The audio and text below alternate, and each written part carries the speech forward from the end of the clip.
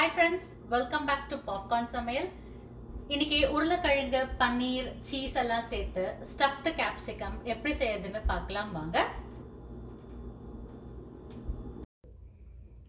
பேன்ல 2 table spoon அளவுக்கு எண்ணெய் விட்டுக்கலாம்.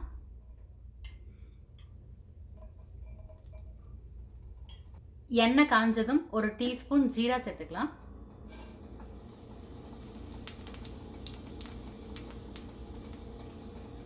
இது கூட ஒரு நறுக்கின பெரிய வெங்காயம்,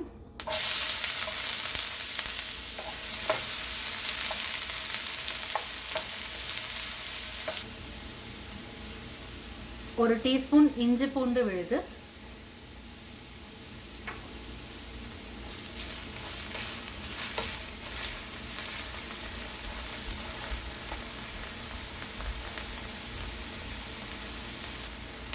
இது கூட ஒரு டீஸ்பூன் மஞ்சள் தூள், ஒரு டீஸ்பூன் மிளகாய் தூள், ஒரு டீஸ்பூன் தனியா தூள், கொஞ்சமா கரம் மசாலா, தேவையான அளவு உப்பு சேர்த்து நல்லா மிக்ஸ் பண்ணிக்கலாம்.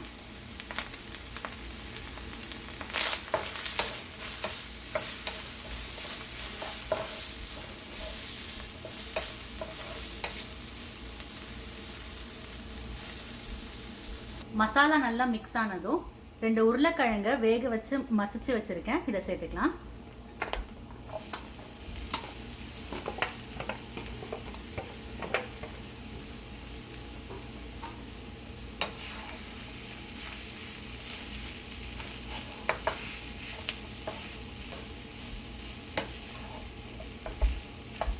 இது கூட நான் துருவின பன்னீர் சேர்த்துக்கிறேன். உங்ககிட்ட பன்னீர் இல்லைன்னா நீங்க இதை ஸ்கிப் பண்ணிடலாம்.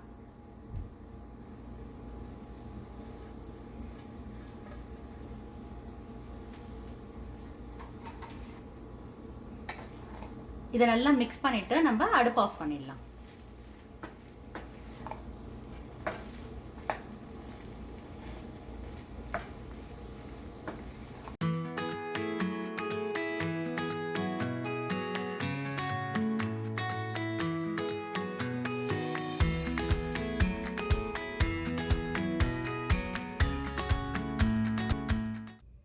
இப்போ நான் கேப்சிகம்ஸை இந்த மாதிரி கட் பண்ணி உள்ளே இருக்க விதெல்லாம் க்ளீன் பண்ணி வச்சுருக்கேன்.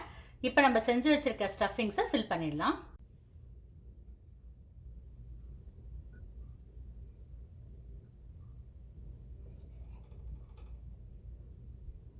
இந்த மாதிரி நல்லா அழுத்தி ஸ்டஃப் பண்ணுங்க.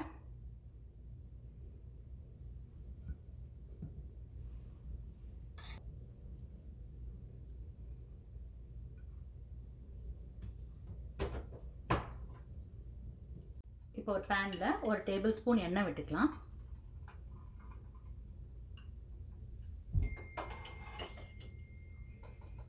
இதில் நம்ம ஸ்டஃப் பண்ணி வச்சிருக்க கேப்சிகம்ஸை உள்ள வச்சிடலாம்.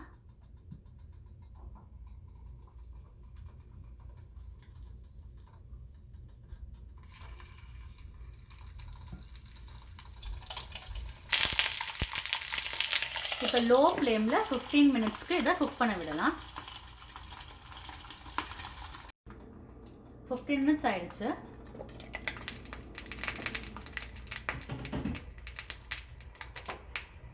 இப்போ இந்த ஸ்டஃபிங்க்கு மேலே துருவின சீஸ் சேர்த்துக்கலாம்.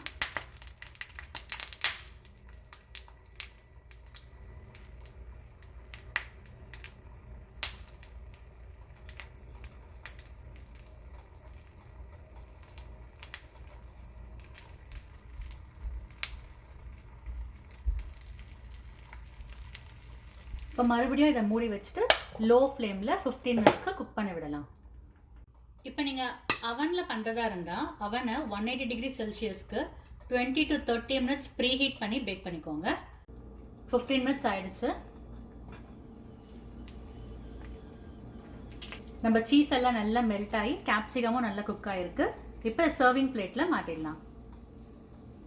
அவ்வளோதான், நம்ம ஸ்டஃப்டு கேப்சிகம் ரெடி. நீங்களும் இந்த ரெசிபியை செஞ்சு பார்த்துட்டு உங்கள் கமெண்ட்ஸை ஷேர் பண்ணுங்கள். மறக்காமல் பாப்கார்ன் சமையலுக்கு சப்ஸ்கிரைப் பண்ணுங்கள். தேங்க்யூ.